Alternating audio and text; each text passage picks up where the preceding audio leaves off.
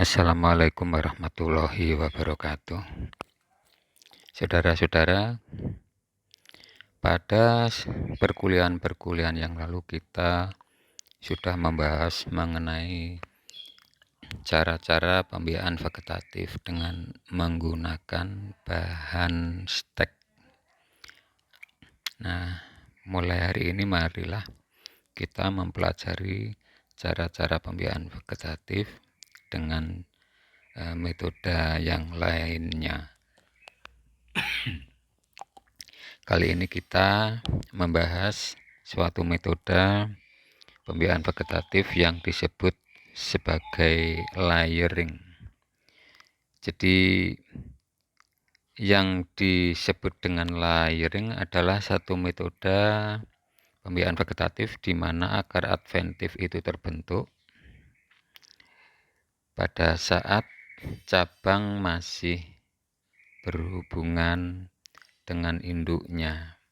Jadi perbedaannya dengan stek yang kemarin adalah kalau stek itu kita potong, karena dipotong sehingga proses pembentukan akar adventif pada calon bibit itu lepas sama sekali dari tanaman induknya. Sedangkan pada layering ini proses pembentukan akar adventif dilakukan pada saat bahan stek tersebut, bahan tanaman tersebut masih berhubungan ya dengan tanaman induknya. Karena dia masih berhubungan dengan tanaman induknya, maka air dan mineral kebutuhan bahan tersebut ini kan sangat penting ya, semua makhluk hidup itu perlu air dan perlu makanan, dalam hal ini mineral. Dia masih disuplai oleh pohon induknya. Jadi karena masih menyatu dengan pohon induknya, maka semua makanan tanda kutip masih didapatkannya dari tanaman induknya. Nah, oleh karena hal demikian, maka dia menjadi lebih berhasil dibandingkan dengan stek. Artinya tingkat keberhasilan untuk mendapatkan tanaman baru itu lebih tinggi dibandingkan dengan stek. Ya, saya kira bisa dilogika.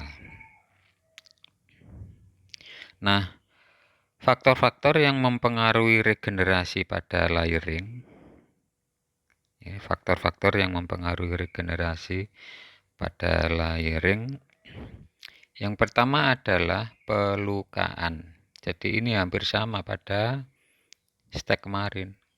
Kalau pada stek juga salah satu upaya untuk mendapatkan akar yang lebih banyak pada pangkal stek itu dilakukan pelukaan. Bahkan ada satu alat seperti tang ya kemarin yang gunanya untuk membuat luka pada pangkal batang.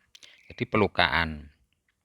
Apa atau mengapa pelukaan bisa mempengaruhi atau menstimulasi pertumbuhan stek, pertumbuhan pada regenerasi layering?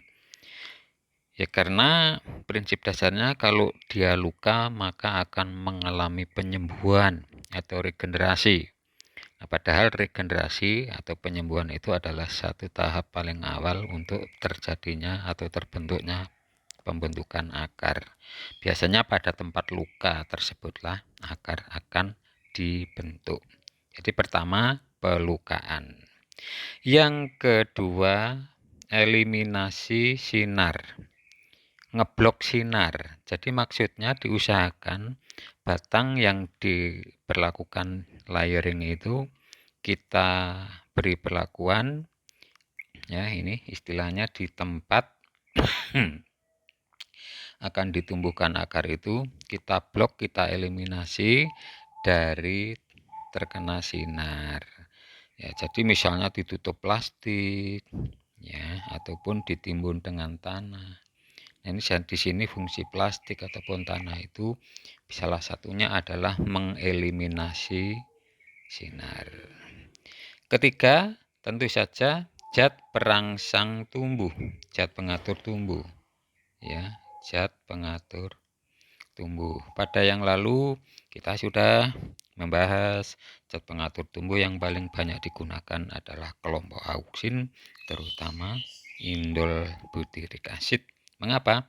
Karena alasan-alasannya. Berikutnya, pembentukan akar tergantung pada kelembapan dan aerasi. Ini sebagai contoh itu layering itu adalah cangkok. Jadi kalau cangkok itu kulit kan dilukai, dikerat, dibuang. Ya, kemudian diberi tanah ataupun gambut, kemudian dibungkus. Nah, tanah atau gambut yang diberikan ini adalah dalam rangka memberikan kelembapan. Dia disiram terus, jangan sampai kering. Ya. Nah, suatu bahan yang bisa menahan atau menyimpan air lebih lama itu kan misalnya gambut, mus, tanah, yang paling sederhana tanah. Jadi diberi gambut ataupun diberi mus tetapi tidak disiram air sehingga tidak tercipta kelembapan, yaitu akan menghambat terjadinya akar pada cangkok. Jadi pertama kelembapan, kedua aerasi. Aerasi itu udara ya, keberadaan udara di lingkungan di mana akar itu akan ditumbuhkan. Jadi pada kasus cangkok tadi lebih baik diberi moss, gambut, bukan gambut ya, moss, daripada diberi tanah. Karena moss itu lebih porus, sesuatu yang lebih poros ya, itu lebih banyak aerasinya, lebih banyak udaranya, dan di lain pihak moss itu juga bisa menyimpan air. Jadi oleh karenanya untuk menciptakan kelembapan dan aerasi perlu dipilih bahan-bahan yang tepat. Pengertian tepat itu bisa memberikan kelembapan dan juga bisa memberikan aerasi. Nah, layering ini digunakan biasanya pada tanaman yang sulit di stek. Jadi kalau dilakukan dengan stek biasa lebih sulit tumbuh akar baru, maka biasanya orang melakukan dengan cara layering di cangkok. Layering juga secara teknik gampang, lebih gampang dipraktekkan. Hanya dengan sedikit keterampilan itu bisa. Karena apa? Karena tadi risiko gagalnya kecil. Oleh karena dia masih disuplai air dan mineral dari tanaman induknya. Sehingga kalau gagal bisa diulang lagi. Jadi gampang lah, cepat. Jadi gampang, cepat. Namun metode ini mahal. Mengapa mahal? Karena harus menggunakan tenaga manusia. Belum ada mesin-mesin mekanisasi yang bisa diterapkan pada pekerjaan layering ya. Kemudian satu tanaman hanya sedikit mendapatkan bibit baru. Jadi itu mengapa dia menjadi mahal. Nah, gambar ini adalah gambar-gambar yang menunjukkan beberapa contoh metode layering. Ini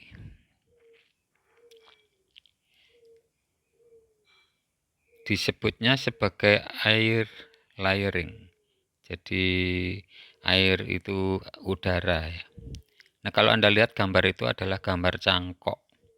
Anda perhatikan ya, bahwa cangkok itu batangnya dikerat, diputus kulitnya, ya, kemudian biasanya kambiumnya dikerok ya, dibuang. Jadi tinggal kayu belaka. Oleh karena apa? Itu maksudnya. Maksudnya itu untuk memblokir gerakan asimilat dari ujung batang ke pangkal. Jadi gerakan asimilat itu terhenti di sini. Asimilat dari daun kan lewatnya kulit, lewatnya floem. Sedangkan kalau kayu itu kan untuk lewatnya air dan mineral dari akar ke atas. Jadi kalau yang dari daun ke bawah itu. Nah, karena ini diblokir maka asimilat terkumpul di sini yang saya beri titik-titik. Ngumpul di sini artinya di tempat itu kaya unsur hara, kaya mineral, kaya asimilat.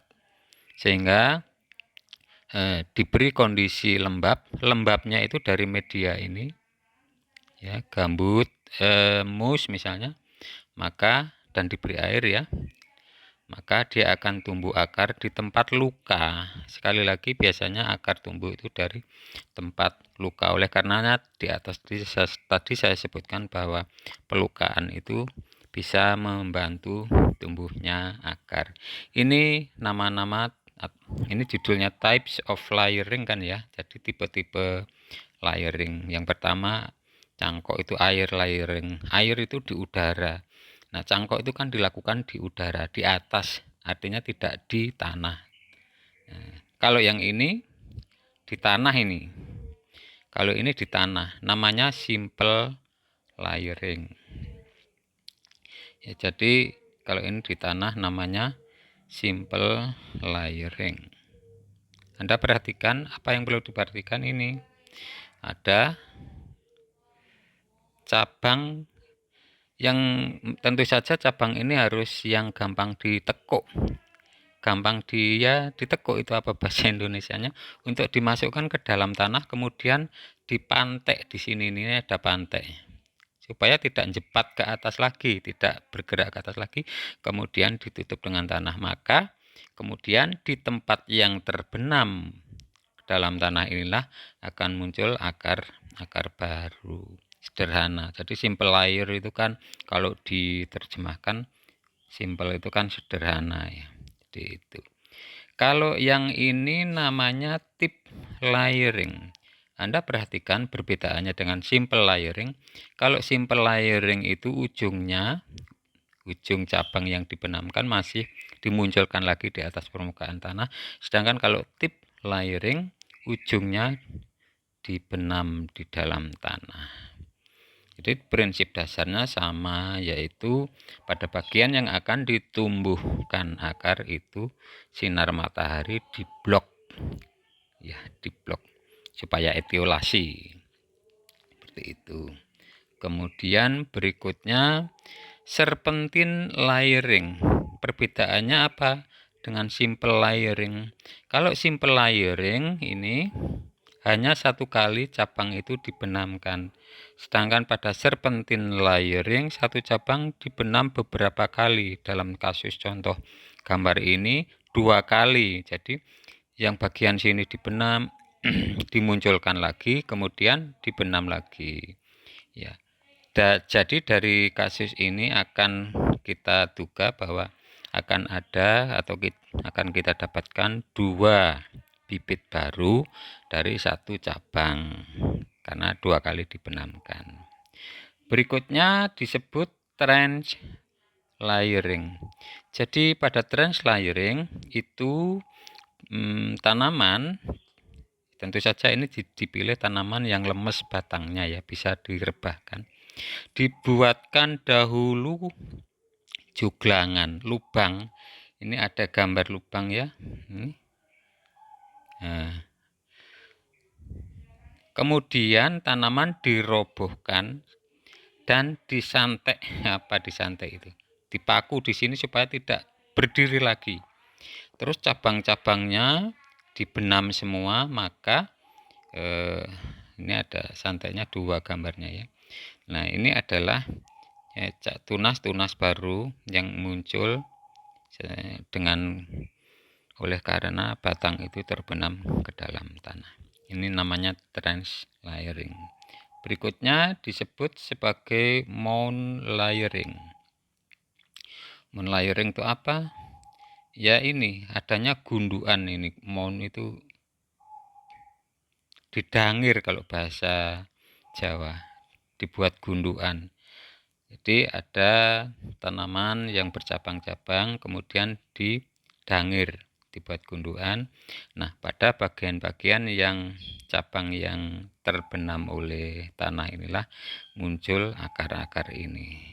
Nah, nanti setelah akarnya cukup panjang, cabang-cabang itu dipotong. Jadi itu berbagai tipe layering. Nanti ada gambar-gambarnya. Dari gambar tadi kita berarti sudah punya kesan bahwa macam layering itu pertama layeringnya dilakukan di dalam tanah, dan yang kedua layeringnya dilakukan di atas tanah ini. Jadi layering itu ada yang di dalam tanah dan di atas tanah. Nah, yang di dalam tanah tadi sudah saya jelaskan. Nah, ini keterangannya lebih detailnya. Jadi yang di dalam tanah itu dilengkungkan, kan tadi adanya pelengkungan. Nah, ada tip layering, tadi gambarnya sudah ada, sudah saya jelaskan. Ya, kemudian simple layering tadi juga sudah saya jelaskan. Ini paling umum, common layering. Ya, jadi sudah saya jelaskan.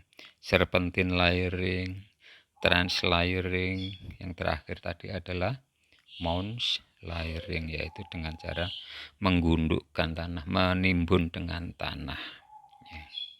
Nah, sedangkan kalau yang di atas tanah, layering yang di atas tanah itu cangkok. Kita sangat mengenal sudah lama sekali teknik cangkok ini.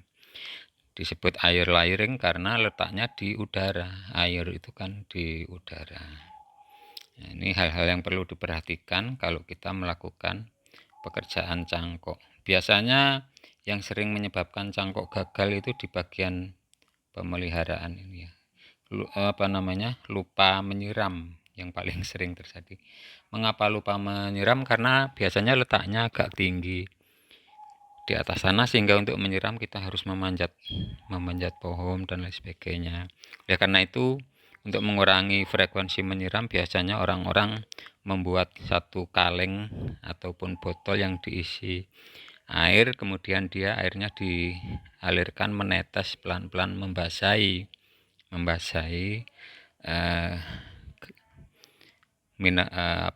media yang menyebabkan kelembapan dan aerasi itu tadi.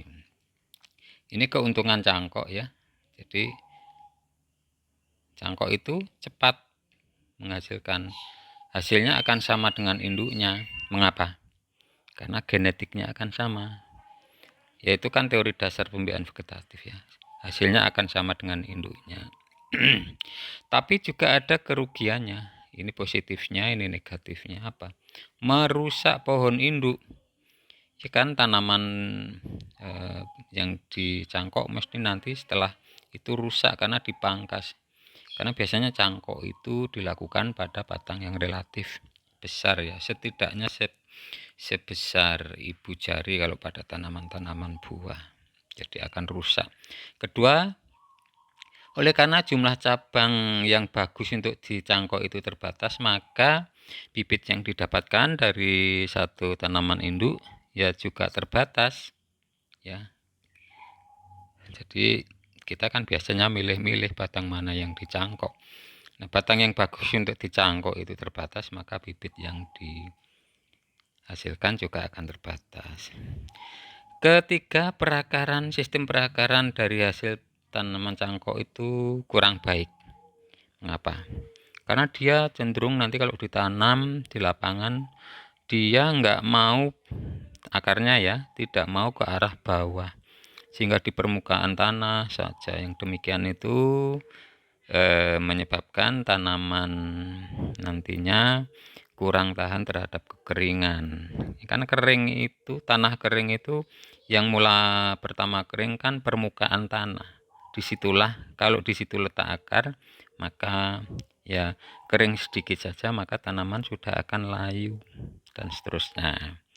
Kemudian berikutnya transplantingnya sulit. Transplanting itu pindah tanam. Ya karena fisiknya besar biasanya cangkok itu. Kemudian bentuk sukar dipelihara. Jadi kayak karena sudah besar fisiknya, Kalau cabangnya bentuknya begitu, ya sudah begitu biasanya. Tuh, itu tadi air layering. Nah, ini pot layering. Pot layering itu sebenarnya apa namanya?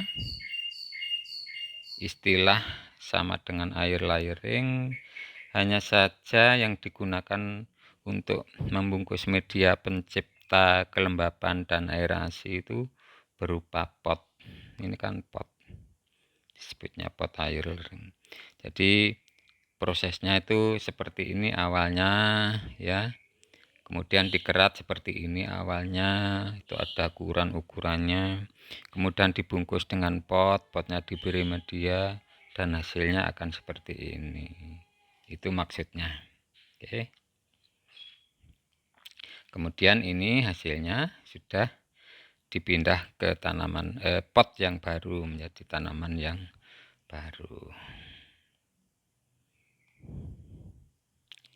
Ini apa namanya, advantage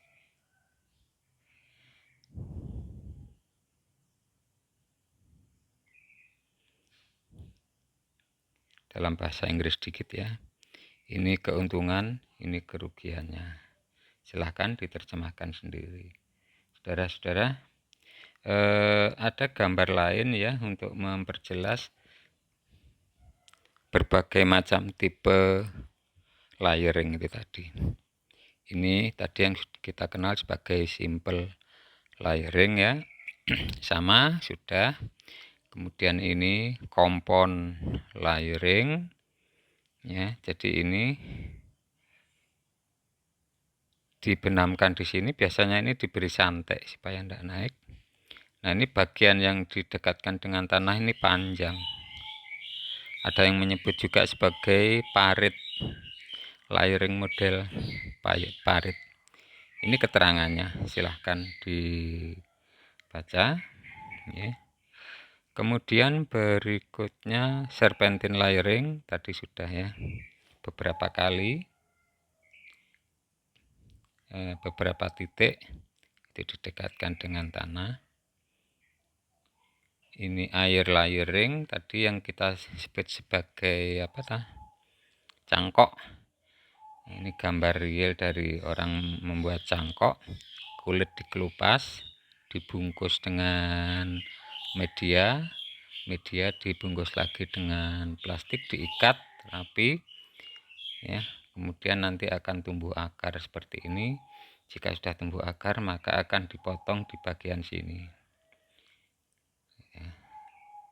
Oleh karena prosesnya demikian, tadi dikatakan apa namanya, air layering itu bisa merusak tanaman dan hanya sedikit didapatkan tanaman baru. Ini mound layering atau ada yang menyebutnya juga sebagai stooling. Ini keterangannya. Ini mound layering juga. Jadi banyaklah metode. Pada intinya layering itu dilakukan, metode penumbuhan akarnya dilakukan pada saat masih mendapat atau masih menyatu dengan tanaman induk, sehingga suplai air dan mineralnya masih dari tanaman induk. Ini contoh manajemen of planting during layering yang diberikan. Ini maksudnya pengelolaan tanaman selama proses layering. Ini yang diberikan contoh ini pada tanaman apel ya, apel rootstock. Ini pada tanaman apel rootstock. Jadi tanaman apel yang rootstock itu akar. Pada saat nanti kita membahas grafting batang bawah ya, jadi batang bawah itu disebutnya rootstock. Jadi pada kasus gambar ini kegiatan dilakukan untuk menyiapkan rootstock atau menyiapkan batang bawah tanaman apel. Itu juga dilakukan dengan layering untuk bisa mendapatkan jumlah rootstock, jumlah batang bawah yang banyak. Ini drop layering ya. Drop layering kalau Anda perhatikan seperti mount layering ya. Ini juga ada keterangannya.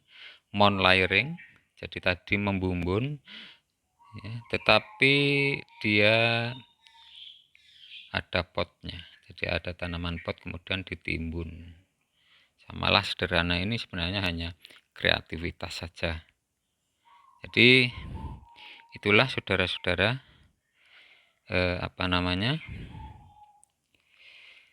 yang perlu Anda ketahui berkaitan dengan metode pembiayaan vegetatif dengan layering. Nah, saudara-saudara, bagi Anda yang